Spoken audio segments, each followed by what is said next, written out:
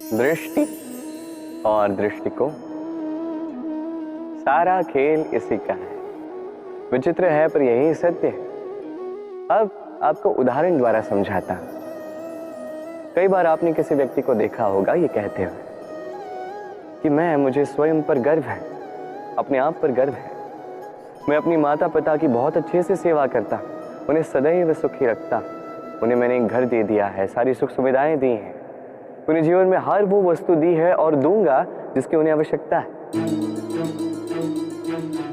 अब मुझे बताइए, आप हैं कौन? आप वो बीज है जिसे आपके माता पिता ने बोया है।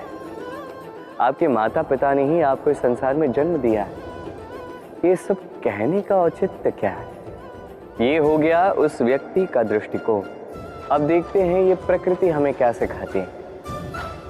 कभी किसी वृक्ष को देखिए, जब उस पर कोई फल आता है वो माली को ये नहीं कहता कि देखो मैं तुम्हें फल खाने दे रहा। वो वृक्ष ये नहीं कहता कि देखो मैं तुम्हें फल खाने दे रहा।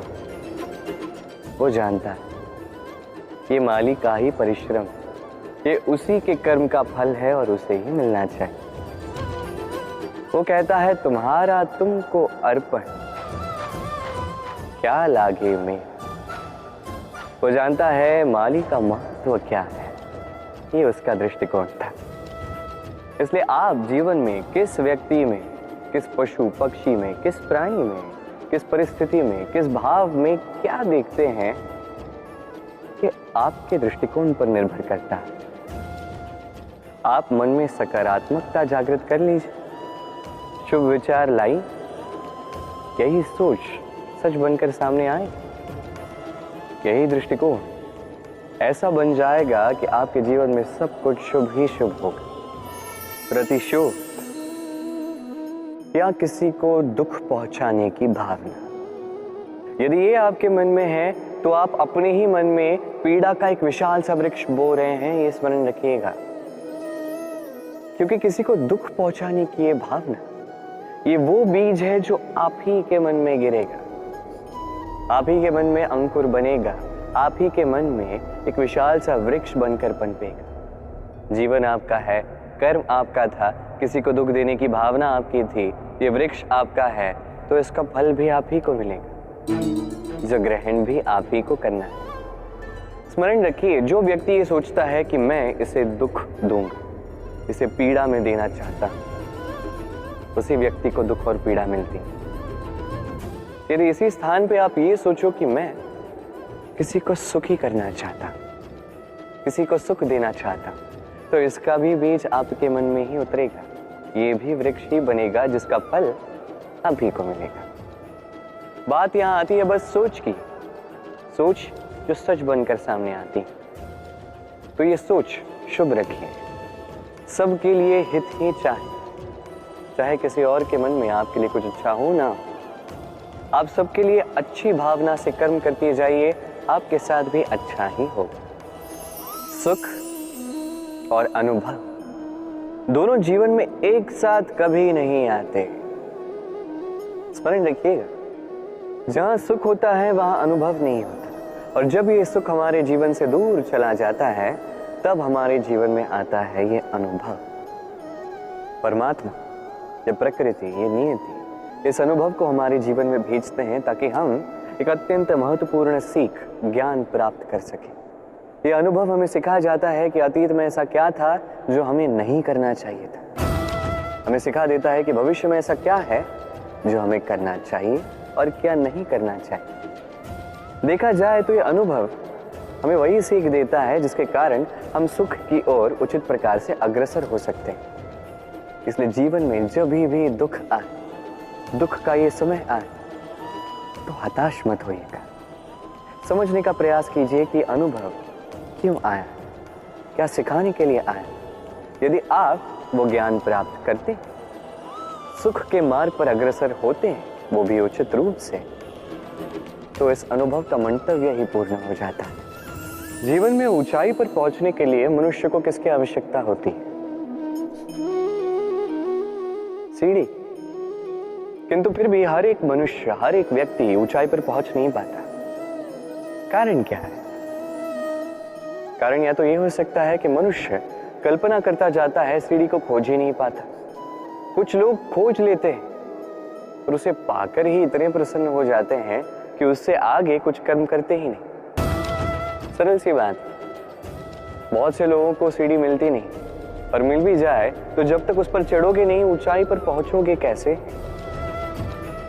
देखिए, जब तक आप परिश्रम नहीं करोगे, जब तक आप ऊपर चढ़ते नहीं जाओगे, जब तक थक नहीं जाओगे, आपके पैरों में घुटनों में पीड़ा नहीं होगी, तब तक इस ऊंचाई पर पहुंचने का सौभाग्य भी प्राप्त नहीं होगा। तो कल्पना के साथ कर्म कीजिए, परिकल्पना के साथ परिश्रम भी कीजिए, सब मिले। हम सभी जीवन में चाहते हैं कि हमें सफलता मिले। हम चाहते हैं कि इस संसार में हमारा यश फैल जाए। हम चाहते हैं कि हम चर्चित हो। किंतु चाहने से क्या होता है? यदि संसार में चर्चित होना है तो परिचित होना होगा परिश्रम से। जब तक आप परिश्रम से परिचित नहीं होगे, सफलता से परिचित नहीं होगे। संघर्ष तो करना होगा। हर दिन, हर वर्ष, जीवन की हर परिस्थिति में हो सकता है नई नई बाधाएं आए, नए नए चक्रवात आए, और आवश्यक नहीं कि हर चक्रवात विनाश के लिए ही आता है। कुछ चक्रवात आपका मार्ग प्रशस्त करने के लिए भी आते हैं, आपके मार्ग को साफ करने के लिए भी आते हैं। यदि आपको उदाहरण दूं तो जब बाढ़ आती है, जब घर बह जाता है, तो हम हताश हो जाते हैं, हम दुखी हो जाते हैं। परंतु वही बाढ़ हमारी धरा को इतना उपजाऊ बना देती है कि उस उपजे अन्न से हम वैसे और 10 घर बना सकते हैं। तो सकारात्मक रहिए और हर संघर्ष के लिए तत्पर रहिए। जीवन में बहुत आगे जाएंगे। जीवन में कभी कभी हम उन परिस्थितियों में फंस जाते हैं जहां हमें लगता है कि हमें कुछ नया करना है, पर हम कर नहीं पाते, क्योंकि कहीं ना कहीं हम परंपराओं से बंधे हैं और हम उन परंपराओं को तोड़ना नहीं चाहते। एक ही प्रश्न आता है मन में, 4 लोग क्या कहेंगे, 4 लोग क्या सोचेंगे? मैं आपसे पूछता हूं, कौन है ये 4 लोग? जब आपका जन्म हुआ तब ये 4 लोग कहां थे? जब आप किसी विकट समस्या में फंस जाते हैं तब ये 4 लोग कहां होते? क्या आगे से आपको हाथ देते? या उन समस्याओं का सामना आप स्वयं करते हैं? इन 4 लोगों की चिंता त्यागिए। यदि आपको जीवन जीना है तो चिंतन कीजिए कि जीवन में क्या शुभ है और क्या शुभ कर सकते हैं। यदि वो धारा के विपरीत बहता है तो संघर्ष कीजिए, किंतु 4 लोगों की चिंता मत कीजिए। ये सोचिए कि जीवन में आप कौन से शुभ कार्य कर सकते हैं। ये सोचिए कि कहीं कोई आपने ऐसा कर्म तो नहीं कर दिया जिसके कारण किसी का हृदय आहत हुआ है। शुभ पे अपना ध्यान केंद्रित कीजिए, आपके जीवन में सब कुछ शुभ ही शुभ होगा। आजकल आपने देखा होगा, माता पिता संतान से केवल प्रेम ही नहीं करते, उनके मुंह में पड़ जाते हैं। विद्यालय भी भेजते हैं तो सारी सुख सुविधाओं के साथ। प्रयास करते हैं कि सदैव संतान उनकी दृष्टि के समक्ष ही रहे, किंतु भूल जाते हैं एक अत्यंत महत्वपूर्ण बात कि संतान को एक नया दृष्टिकोण देना भी तो उन्हीं का कर्तव्य है। इसलिए तो पुरातन काल में शिष्यों को गुरुकुल भेजा जाता था, गृह से दूर, क्योंकि गृह त्याग संतान के लिए, एक शिष्य के लिए अत्यंत शुभ लक्षण होता है। जब वो अपनों से दूर, गृह क्लेश से दूर रहेगा, तब वो इस संसार को स्वयं अपनी दृष्टि से देखेगा, परखेगा, समझेगा और सब कुछ स्वयं ही सीखेगा। सीख जाएगा कि कब आक्रमण करना है, कब पीछे हटना है, कैसे इस संसार का सामना करना है, और ये आपकी दृष्टि उसे नहीं सिखा सकती, उसका अनुभव ही उसे सिखा सकता है। इसलिए स्मरण रखें, यदि आप चाहते हैं कि आपके संतान का विकास हो तो कई बार उसे स्वयं से दूर ले जाना पड़ता है। स्वयं मोह में रहेंगे तो उसका विकास कभी नहीं होगा। शक्ति एक अत्यंत विचित्र वस्तु है, या कह सकते हैं भाव। पिता सदैव चाहता है कि वो अपनी शक्ति पुत्र को सौंप सके ताकि वो शक्तिशाली बने, ये उसके हित में हो। और पुत्र सदैव चाहता है कि उसे पिता से ये शक्ति प्राप्त हो सके, किंतु शक्ति प्राप्त करने के लिए पुत्र होना पर्याप्त नहीं, पात्र होना आवश्यक है। यदि आपको सरलता से समझाऊं तो यदि आप सुपात्र हैं और आपको शक्ति दी जाती है तो आपको उस शक्ति का महत्व ज्ञात होगा, कहाँ उस शक्ति का प्रयोग करना चाहिए वो ज्ञात होगा, और ये शक्ति अर्जित की हुई शक्ति होगी तो इसका दुरुपयोग नहीं होगा। किंतु यदि यही आप कुपात्र होंगे और यदि आपको शक्ति दे दी जाए तो क्या होगा? देखा जाए तो ये शक्ति आपको दान में ही मिली होगी, तो ना इसका महत्व आपको ज्ञात होगा, ना इसका उपयोग आपको ज्ञात होगा। इसका दुरुपयोग होना निश्चित है। इसलिए यदि आप कोई शक्ति प्राप्त करना चाहते हैं तो पहले उसके योग्य बनिए, पुत्र नहीं पात्र बनिए। और मेरे साथ प्रेम से कहिए, राधे राधे। अस्तो मां सद्गमय, तमसो मां ज्योतिर्गमय, मृत्योर्मामृतम गमय। कभी आपने सोचा है काला रंग ना होता तो क्या श्वेत रंग आपको भाता? रात्रि का अंधकार ना होता तो सूर्य प्रकाश का अर्थ हमें समझ आता? ये थकान ना होती तो क्या विश्राम का अर्थ हम समझ पाते? ये भूख ना होती तो क्या इन स्वादिष्ट व्यंजनों का अर्थ हम समझ पाते? क्या इन सब का आनंद हम ले पाते? स्मरण रखिएगा, इस संसार में कोई भी भाव या वस्तु बुरी नहीं। यदि आप मानते हैं कि बुरी है तो किसी कारण से ये बुराई आवश्यक है, अन्यथा ईश्वर इसे हमारे संसार में रखते ही। इस बुराई का उद्देश्य है हमें अच्छाई का आभास करवाना, ताकि हम अच्छाई में अपना लक्ष्य साध सकें। इसलिए बुरों से कभी घृणा मत कीजिएगा, ये तो केवल भलाई की आवश्यकता के जनक है, उन्हें भले में परिवर्तित कीजिए। असत्य से सत्य की ओर ले जाए, अंधकार से प्रकाश की ओर ले जाए, मृत्यु से अमरत्व की ओर ले जाइए, किंतु प्रेम के पथ से। भय, ये भय सदैव मनुष्य के साथ ही रहता है। कुछ खो देने का भय, जो पा लिया उसे खो देने का भय, अब जिसके हम निकट हैं उसके दूर चले जाने का भय, जो हमारा है हमसे छिन जाने का भय। अब मनुष्य सारा जीवन व्यतीत कर देता है इस भय की छाया में।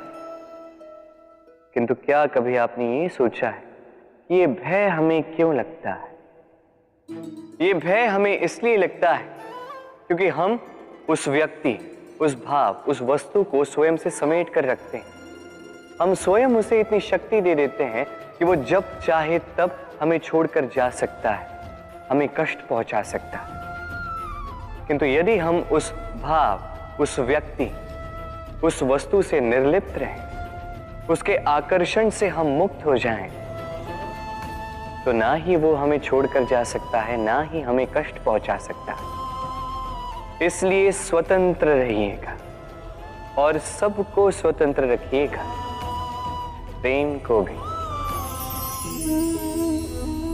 सूर्य की किरणें कितनी दिव्य होती हैं ना। प्रतीत ही नहीं होता कि ये सूर्य रात्र भर अंधकार से जूझ रहा था। ये सूर्य प्रतिदिन उदित होता है, ये भुलाकर कि पिछली सांझ में ये डूब गया था, फिर से उदित होता है, सारे संसार को प्रकाश देता है। यही अंतर है हम में और सूर्य में। सूर्य बीती को बिसार कर आगे बढ़ता है, हम प्रतिदिन भोर में उठते हैं, वही पुरानी बातों को साथ लेकर चलते हैं, उसी कड़वाहट में स्वयं को लपेट लेते हैं। अब यही बीती बातों की श्रृंखला हमें जीवन में आगे बढ़ने ही नहीं देती। देखिए, यही जीवन है। भूल सबसे होती है, अपयश सबको मिलता है, सबकी यात्रा में असफलता लिखी है, सभी बुरे दिन देखते हैं। किंतु इन सारी बातों को भुलाकर जब जीवन में आगे बढ़ोगे, तभी तो इस संसार में इस आकाश में सूर्य बनकर चमकोगे, तभी तो इस संसार को प्रकाश दोगे।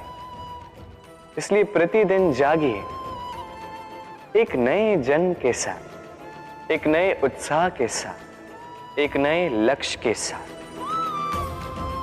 क्योंकि ये बीती बातें आपको पीड़ा देने के लिए नहीं, केवल शिक्षा देने के लिए होती हैं। संसार में पति पत्नी का संबंध सबसे बड़ा संबंध माना जाता है और है भी।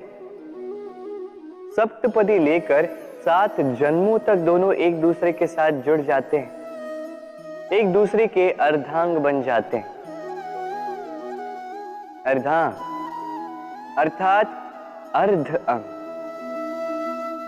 क्या इसका महत्व आप समझ पा रहे हैं? अपना समस्त जीवन किसी के साथ बांटना।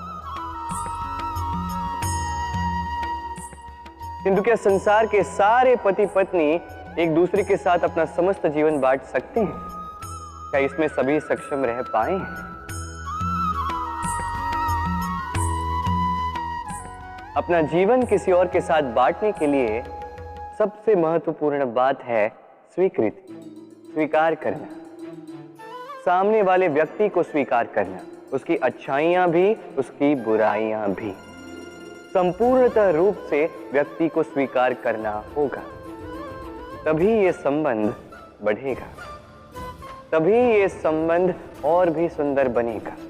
एक दूसरे के दोष ढूंढना, उन्हें गिनाना, ये केवल और केवल एक ही कार्य करता है, इस संबंध के जीवन का नाश करता है। बस बदले में होना ये चाहिए, एक दूसरे के दोष समझकर उन्हें आभास करवाए बिना उन्हें सुधार देना चाहिए, उनकी कमियों को उनकी शक्ति बना देनी चाहिए। यही तो होता है दाम्पत्य, यही होता है बुराइयों का दमन, और यही होता है गुणों का उदय। सम्मान, संबंध दोनों एक दूसरे के साथ ऐसे जुड़े हैं जैसे दीपक और बाती। ना कोई कम है ना कोई अधिक, दोनों का अधिकार समान होना चाहिए, जैसे पति पत्नी का संबंध। अब इसमें पति का अर्थ स्वामी नहीं, साथी। उसका कर्तव्य है साथ देना, आदेश देना नहीं। और यह संबंध सहकार से बनता है, अधिकार से नहीं। हाथ बढ़ाने से बढ़ता है, उंगली उठाने से नहीं। यदि इस संबंध में एक दूसरे का मान रखोगे, एक दूसरे का सम्मान करोगे, तभी ये संबंध बढ़ेगा, तभी ये संबंध अभिमान योग्य बनेगा। राधे राधे। भाग्य, समय और कर्म। देखा जाए तो हम सभी इन 3 शब्दों से भली भांति परिचित हैं। कदाचित हमारे जीवन में हम इन तीनों शब्दों का सबसे अधिक प्रयोग भी करते हैं। यदि पूछा जाए तो हर एक व्यक्ति का दृष्टिकोण इसके प्रति तनिक भिन्न है। कोई कहता है कि समय ही है जो भाग्य बनाता है, कोई कहता है कि भाग्य ही है जो समय को बदल देता है, कोई कहता है कि भाग्य और कर्म दोनों एक ही तराजू के 2 पलड़े हैं। यदि आपको सत्य समझाऊं तो कुछ इस प्रकार समझाऊंगा। मनुष्य जीवन प्राप्त करना, मनुष्य के रूप में जन्म प्राप्त करना, ये भाग्य के हाथ में। मृत्यु को प्राप्त होना समय के हाथ में। ये दोनों हमारे हाथ में नहीं, किंतु मृत्यु के पश्चात भी सदा सदा के लिए अमर हो जाए, लोगों के मन में बसना, ये अवश्य हमारे हाथ में। और ये हम प्राप्त कर सकते हैं केवल हमारे कर्मों द्वारा। अर्थात कर्म ही है जो सबका आधार है, तो इससे कभी विचलित ना हो। संसार का सबसे घातक प्राणी कौन सा? कोई कहेगा बाघ, कोई कहेगा सिंह, कोई कहेगा सर। नहीं, संसार का सबसे घातक प्राणी एक कपटी मित्र। अन्य सारे पशु केवल आपको शारीरिक हानि पहुंचा सकते हैं, किंतु एक कपटी मित्र आपकी बुद्धि का विनाश कर सकता है, आपके विवेक का विनाश कर सकता है, सोचने समझने की शक्ति को हर सकता है। एक कपटी मित्र आपके जीवन को नष्ट भ्रष्ट कर सकता है। उसमें इतनी क्षमता होती है कि वो आपको विनाश के ऐसे दलदल में ढकेल दे जहां से निकल पाना लगभग असंभव है। और जब आपको सत्य का ज्ञान हो जाता है, तब आप में जागती है प्रतिकार की भावना, जो भी सर्वप्रथम आप ही का विनाश करते हैं। इसलिए जीवन में कपटी मित्रों से सावधान रहें और विश्वास लोगों पर सोच समझ कर ही कीजिए।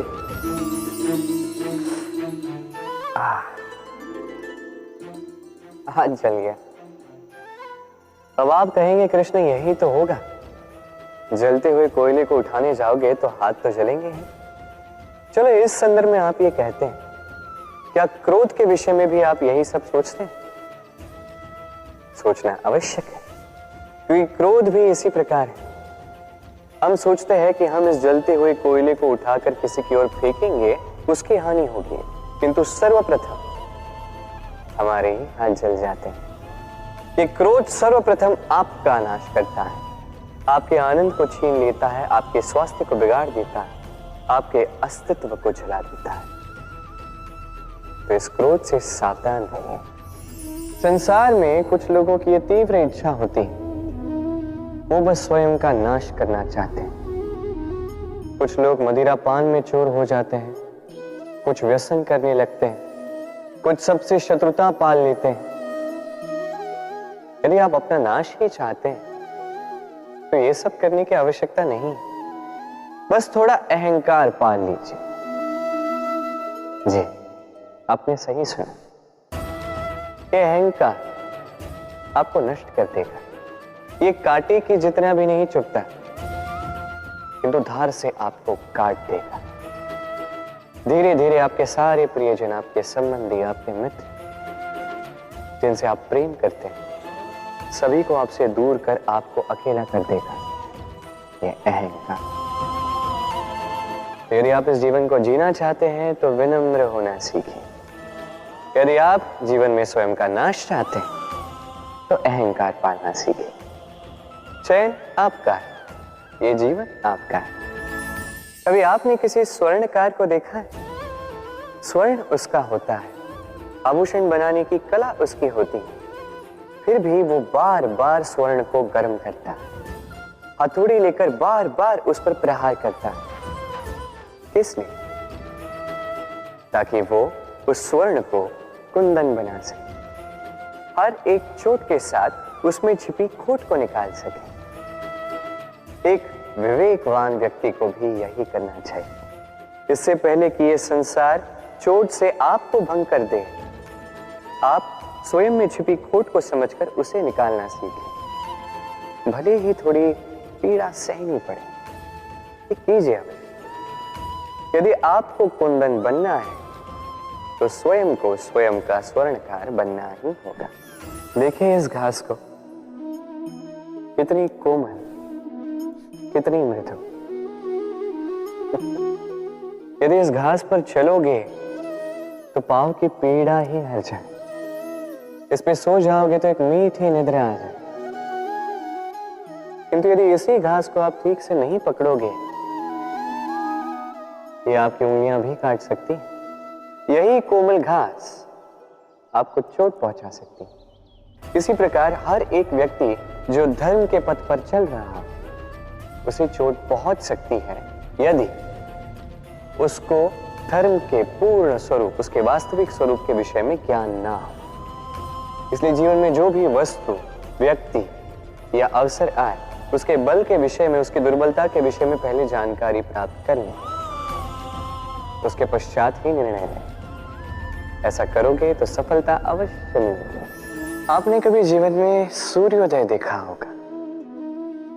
कितना संतोषदायक, कितना ऊर्जादायक होता है, मन में एक नई प्रेरणा सी भर देता है, एक नई उमंग। किंतु यदि आप जागने में विलंब करते हैं तो आप इस सूर्योदय को देख ही नहीं पाते। अब इसी प्रकार होता है हमारे जीवन में अवसर, सूर्योदय की बातें। यदि आप अपने जीवन में आवश्यकता से अधिक प्रतीक्षा करेंगे इस अवसर का लाभ उठाने में, तो ये अवसर आपकी प्रतीक्षा नहीं करेगा, ये निकल जाएगा। इसलिए इन्हें सहेज कर रखें, सही समय पर जागें और इन अवसरों का लाभ उठा अपने कर्म को पूर्ण रूप से साकार करें। इसे एक मुहूर्त की भांति देखें। यदि ऐसा करोगे तो जीवन भी सूर्योदय की भांति ही होगा। इसमें संतोष होगा, इसमें गरिमा होगी और इसमें होगी शांति। हम जीवन में ऐसे कई लोगों को जानते हैं जो अत्यंत शक्तिशाली होते हैं, स्वयं की परीक्षा देने में कभी नहीं चूकते, अत्यंत कठोर होते हैं, दृढ़ निश्चयी होते हैं, किंतु फिर भी उन्हें सफलता नहीं मिलती। क्यों? क्या कारण है इसका? लौह पुरुष जैसा व्यक्तित्व होने के पश्चात भी उन्हें सफलता क्यों प्राप्त नहीं होती? अब इसका उत्तर स्वयं उनके व्यक्तित्व में छिपा होता है। लौह पुरुष, लोहा। आपने कभी लोहे को देखा होगा, अत्यंत बलशाली, अत्यंत कठोर, किंतु केवल तब जब वो शांत होता है, शीतल होता है। उसे गर्म कीजिए, आप पाएंगे कि वो इतना कठोर नहीं रहा। उस पर एक छोटा सा प्रहार कीजिए और उसका आकार ही मुड़ जाता है। समझे? यदि आप भी जीवन में अपने बल से, अपने निरंतर प्रयासों से कुछ बड़ा करना चाहते हैं तो सर्वप्रथम इस मन को शांत कीजिए, इसे शीतल बनाए रखिए। जो भी जीवन में मिला उसमें संतोष पाना सीखिए। इस क्रोध की ऊष्मा से स्वयं को ना बदलिए। पहचानिए उन विचारों को जो क्रोध को बढ़ाते हैं और उनका पतन कीजिएगा, अन्यथा ये क्रोध आपका पतन अवश्य करेगा। राधे राधे।